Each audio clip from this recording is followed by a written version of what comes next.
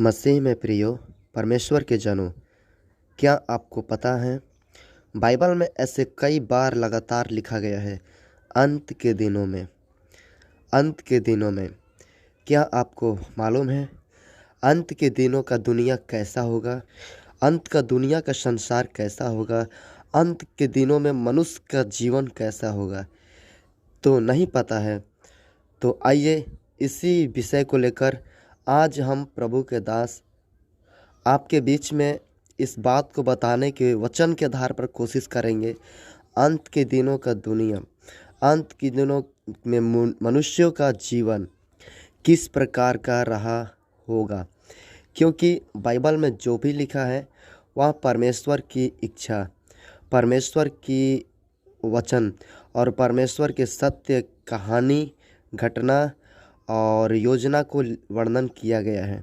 जब आप और हम अंत के दिनों के विषय को लेकर बाइबल में पढ़ेंगे तो ज़रूर आपके जीवन, जो आत्मिक जीवन है या पारिवारिक जीवन है या शारीरिक जीवन है, इन तीनों क्षेत्रों में आप अपने जीवन में बहुत अधिक सावधान और परमेश्वर के प्रति आज्ञाकारी, परमेश्वर के प्रति समर्पण, परमेश्वर के प्रति प्रेम अत्यधिक और अपने जीवन में उसको उन्नति करने के लिए अंत के दिनों के बारे में आपको बाइबल से जानकारी करना बहुत ज़रूरी है। इसलिए आइए हम अंत के दिनों के बारे में पौलुस क्या कहता है, पौलुस को विचार क्या है।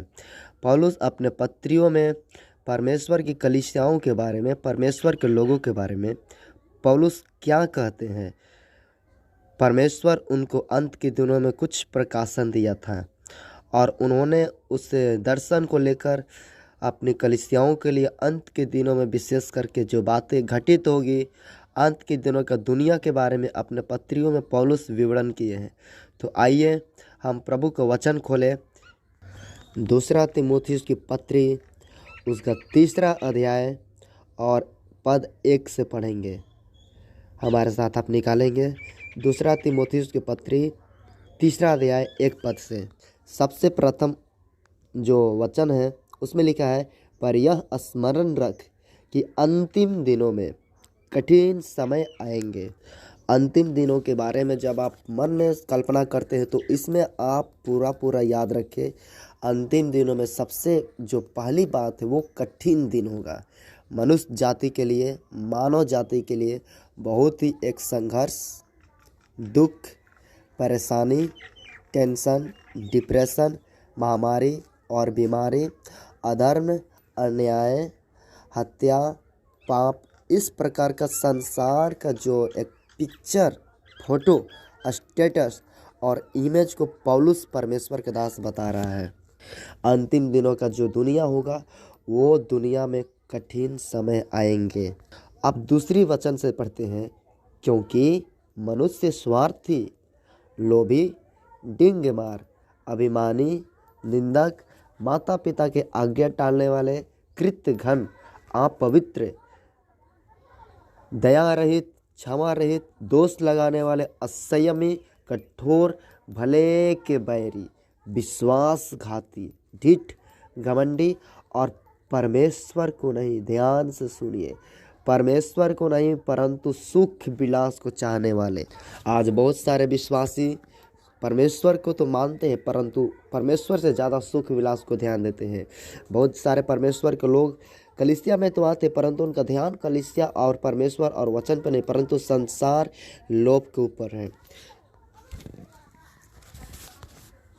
5 वचन में, वे मनुष्य भक्ति का भेष तो धरेंगे परंतु उस शक्ति को, उस परमेश्वर को, उस यीशु मसीह को, उस वचन को नहीं मानेंगे। और लिखा है ऐसे से दूर रहना।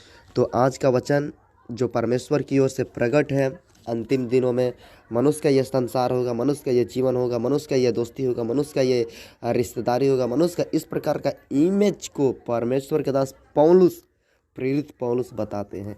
अंतिम दिनों का संसार इस प्रकार यानी कोई मनुष्य किसी के ऊपर भलाई भी नहीं करेगा। भलाई करेगा तो उसमें भी भले के बैरी, और उसमें अपवित्रता के साथ लोग के ऊपर भलाई करेगा।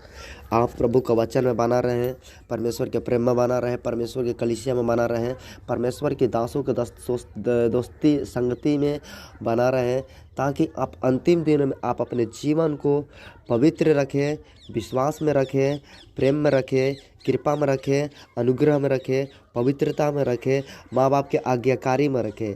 यदि आप ऐसा जीवन जिएंगे तो जरूर आप अंतिम दिनों में, आपके लिए कठिन समय होगा, परंतु अंतिम दिनों में आप कठिन समय के बीच में आप परमेश्वर की ओर बढ़ने में कोई भी आपको नहीं रोक पाएगा, क्योंकि आपके हाथ में परमेश्वर का वचन है, आपके साथ परमेश्वर है, आपके साथ चारों तरफ यीशु का लहू और सामर्थ्य है, आपकी ओर पवित्र आत्मा है, आपकी ओर परमेश्वर का स्वर्गदूत, आपकी ओर पूरा स्वर्ग है और स्वर्ग की सेना है। इसलिए अंतिम दिनों में एक विजय और जयवंत जीवन जीने के लिए परमेश्वर का हाथ पकड़ रहे, पूरा अपने जीवन को आत्मिक जीवन में और मजबूत रहने के लिए और आगे बढ़ने के लिए अंतिम दिनों में जो ये वचन 2 तीमुथियुस 3 से लेकर 9 वचन तक लिखा है, इसको आप हमेशा स्मरण के प्रभु के अनुग्रह में बढ़ते जाए। तब तक के लिए प्रभु को धन्यवाद। परमेश्वर आज के संदेश के द्वारा आप लोग का जीवन को परिवर्तन करे, आपके जीवन को आशीष करे। सबको जय मसीह की। यदि आज का संदेश आपको अच्छा लगा, प्रेरणा मिला, आशीष मिला, प्रकाशन मिला, तो ज़रूर इस वीडियो को अधिक से अधिक शेयर कीजिए, लाइक और सब्सक्राइब कीजिए। तब तक के लिए धन्यवाद। मिलते हैं हम अगले वीडियो में। सबको जय मसीह की। प्रभु आप सबको आशीष दे।